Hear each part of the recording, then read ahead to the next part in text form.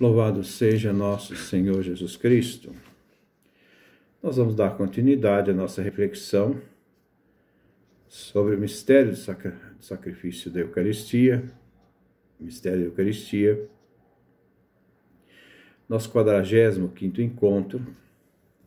Vamos trabalhar esta semana e as semanas seguintes o Catecismo da Igreja Católica, o Novo Catecismo. Nós vimos na semana passada o Concílio de Trento, na parte de perguntas e respostas. Voltaremos ainda ao Concílio de Trento, porque nós temos a parte concisa teológica para trabalhar. Então, nós vamos então trabalhar na segunda sessão, quando se fala os 7 sacramentos da Igreja, o capítulo 1, os sacramentos de iniciação cristã. Vamos pegar o artigo 3º, o sacramento da Eucaristia, que vai do 1322 até o 1332, é uma primeira parte. Nós vamos ver a Eucaristia como fonte e ápice, isto é o cume da vida eclesial, é o ponto mais alto da vida eclesial, e também os nomes que se dão a este sacramento. Então nós podemos estar agora diante do texto que nós vamos refletir. O sacramento da Eucaristia, na parte introdutória. A Santa Eucaristia, ação de graças, é que conclui a iniciação cristã. A iniciação cristã tem 3 sacramentos. O primeiro é o batismo, o segundo, a crisma, o terceiro, a Eucaristia. São esses 3 sacramentos que fazem a iniciação cristã. Se faltar um desses sacramentos, vamos supor a crisma ou a Eucaristia, as pessoas não têm o processo completo, a iniciação completa. Porque para se ter a iniciação, tem que se participar dos 3 sacramentos. Os que foram elevados à dignidade do sacerdócio régio pelo batismo, porque no batismo nós recebemos o sacerdócio comum dos fiéis. Todo batizado é um sacerdote. Ele é ungido como sacerdote, profeta e rei. Então, essa graça sacramental todo batizado recebe. Então, pelo batismo, e configurados mais profundamente a Cristo pela confirmação. Porque na confirmação, o cristão é ungido para se tornar um outro Cristo. A própria palavra unção diz isto. Por meio da Eucaristia, os fiéis, os cristãos, participam com toda a comunidade do próprio sacrifício do Senhor. Essa centralidade, esse cume, essa realidade mais alta, da fé cristã. No batismo, nós só recebemos uma única vez. A crisma, nós recebemos uma única vez. Mas a Eucaristia, nós recebemos várias vezes, porque ela nos dá a sustentação da vivência da nossa fé cristã no mundo. Na última ceia, na noite em que Jesus foi entregue, nosso Salvador instituiu o sacrifício eucarístico do seu corpo e do seu sangue. É uma instituição. É uma realidade que deve se perpetuar na história, como memorial da paixão de Jesus. Por ele, perpetua pelos séculos até que volte, isto é, até o fim dos tempos. E ao terminar o fim dos tempos, o início desta realidade do Cristo que vem para julgar os vivos e os mortos e conduzir ao seu reino eterno aqueles que são seus. Então, por ele, pela Eucaristia, perpetua pelos séculos até que volte o sacrifício da cruz. Até que volte. o sacrifício da cruz, confiando destarte, isto é, a Igreja, sua dileta esposa, o memorial da sua morte e ressurreição. Jesus confiou aos seus discípulos a Igreja nascente, né? O memorial da sua morte e ressurreição. É o sacramento da piedade, é o sinal da unidade, é o vínculo da caridade, é o banquete pascal em que Cristo é recebido como alimento.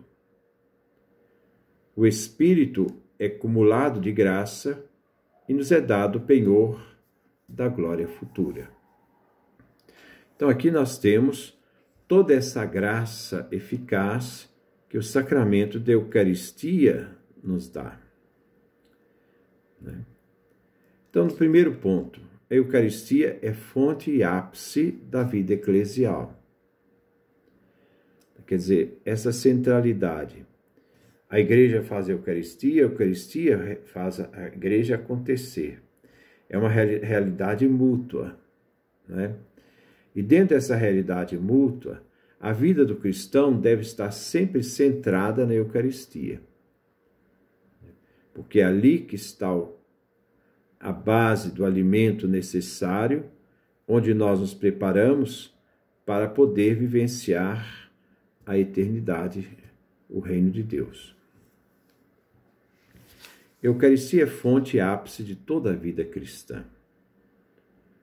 Os demais sacramentos, que são, no caso, o batismo, a crisma, o matrimônio, a ordem, a reconciliação e a unção dos enfermos, né?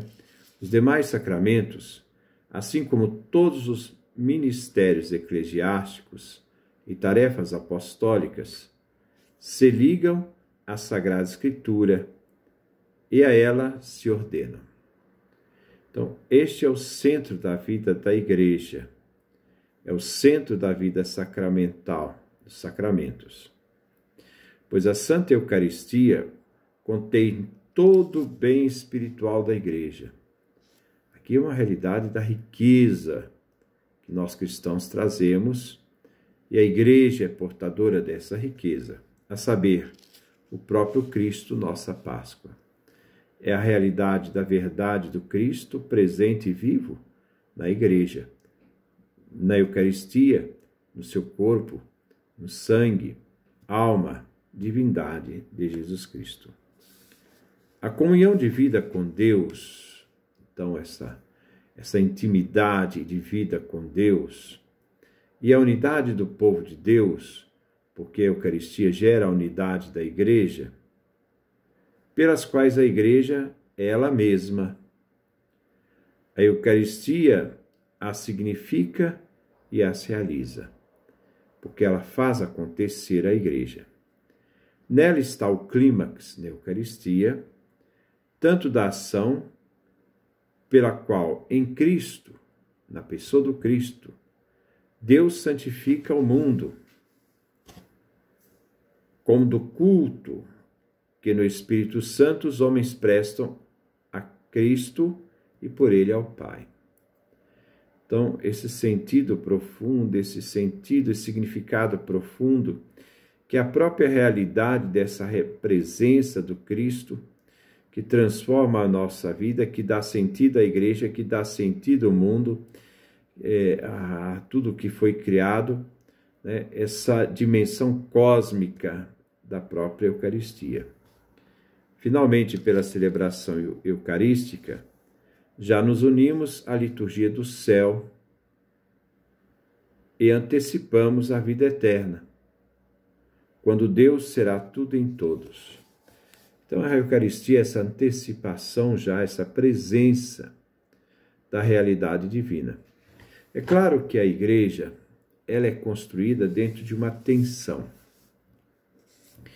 Gostaria de usar aqui uma palavra, Maranatha. Ora, esta palavra, né, ela pode ser compreendida de duas formas, porque naquele tempo antigo, quando se escreviam as frases, não se separavam as palavras, era tudo unido. Essa palavra Maranatá também pode ser lida como Maranatá.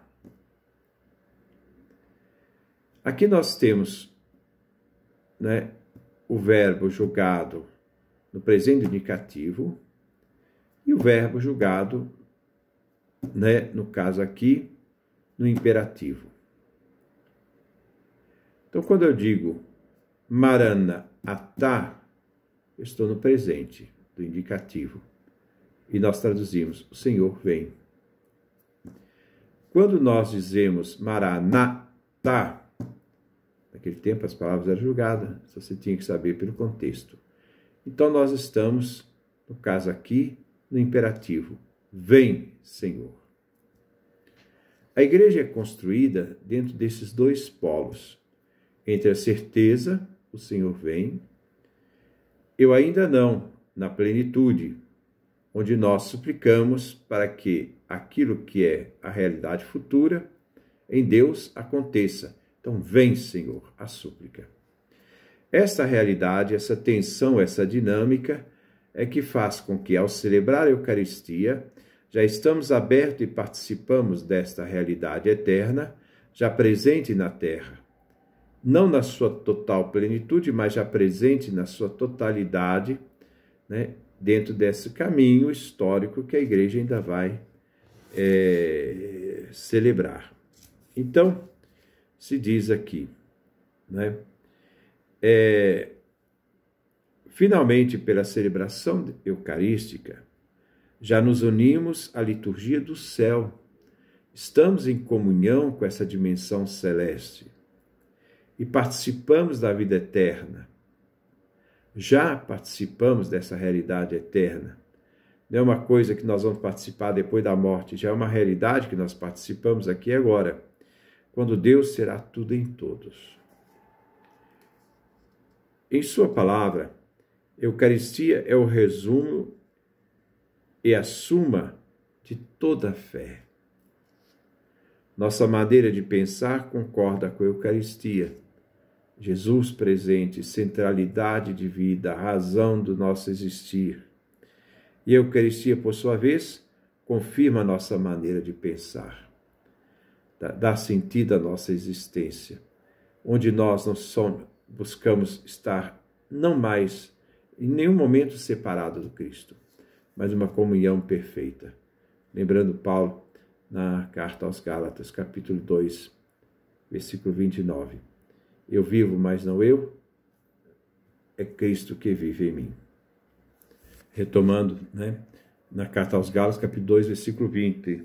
Eu vivo, mas não eu, é Cristo Jesus que vive em mim. Então, diante dessa realidade, né, a Eucaristia ela tem essa realidade fundamental na existência da vida da igreja, fundamental na existência da vida daquele que crê, porque essa realidade do mistério do corpo de Cristo que nós participamos, estamos unidos a esse corpo dentro da celebração eucarística. Tem um discurso de Santo Agostinho, estou muito longe de pensar agora, sobre Pentecostes, quando ele fala da Eucaristia, ele nos fala que quando o sacerdote diz, isto é meu corpo, aquela pessoa que está participando, aquele fiel que está participando da Eucaristia, naquele momento se mola com Cristo, porque ele é o corpo de Cristo. Ele faz parte dessa unidade. Então, ele também está se entregando com Cristo, né? Como se chama, então, agora este sacramento? É o segundo ponto. Nós percebemos que existe uma riqueza inesgotável deste sacramento. E são expressos em vários nomes. Cada um desses nomes designam, evocam um dos aspectos da Eucaristia. Então nós vamos encontrar, nós podemos chamar esse sacramento de Eucaristia pelo próprio nome Eucaristia. Eucaristia quer dizer ação de graças, né? Então, é essa realidade da ação de graças que Cristo realizou naquela ceia pascal, com seus discípulos, antecipando o mistério da cruz naquela ceia quando ele instituiu a Eucaristia. Também é conhecido com o nome de Ceia do Senhor, né? Que é também um dos nomes que se dá à Eucaristia, né? Nós podemos, então, ver na primeira carta aos Coríntios, capítulo 11, versículo 20. Também nós podemos chamar a Eucaristia com o nome de fração do pão. Esta realidade da fração do pão, onde nós podemos encontrar, né,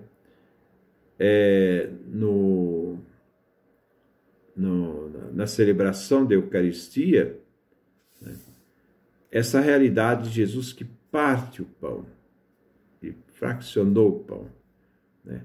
Ele fez a fração do pão, né? Então, ele também é conhecido como a ceia do Senhor, fração do pão, né? Como também Assembleia Eucarística. Essa Assembleia tinha um nome antigo chamado Sinaxis, né? Porque a Eucaristia era celebrada na Assembleia dos Fiéis, expressão visível da Igreja. Também é chamada a Eucaristia de memorial da paixão e ressurreição do Senhor. Essas realidades fundamentais e fundantes da fé da Igreja. Também chamado de Santo Sacrifício, o Santo Sacrifício da Eucaristia, né? O Santo Sacrifício de Cristo, o Salvador. Também de Santa e Divina Liturgia, né? É outro nome que se dá também à Eucaristia. É chamado também de comunhão, né? Porque é o próprio sacramento em que nos unimos a Cristo nos torna participantes do seu corpo, do seu sangue, para formarmos um só corpo, uma comunhão plena. Também é chamado pão dos anjos, pão do céu, remédio da imortalidade. São nomes que se dá à Eucaristia. E, por fim, um outro nome que também se dá à Eucaristia, Santa Missa, porque a liturgia em que se realizou o mistério da salvação termina com o envio dos fiéis. Então, a missa está voltada a esse aspecto desse envio, a palavra missio, missão, né? Para que se cumpra a vontade de Deus na vida cotidiana. Então, nós temos esse primeiro caminho, esse primeiro passo para entendermos no novo catecismo o mistério da Eucaristia. Que Deus nos dê a sua graça, a sua bênção, a sua face resplandeça sobre nós.